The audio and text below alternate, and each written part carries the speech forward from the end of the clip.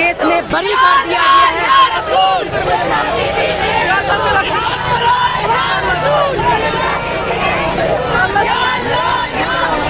ये इस वक्त आप मनाजिर देख सकते हैं, इस्लामाबाद सेशन कोर्ट के बाहर के ये मनाजिर हैं।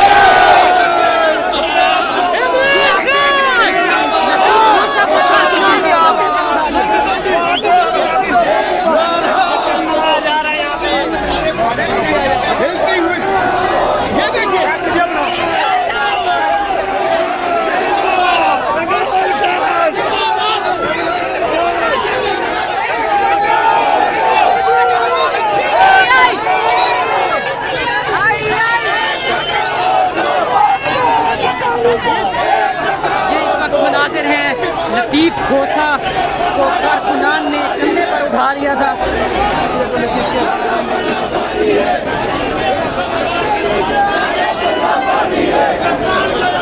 इद्दत केस में तारीखी फैसला आ चुका है। इस्लामाबाद सेशन कोर्ट के जज अफजल नचोगा की जानिब से बुशरा बीबी और इमरान खान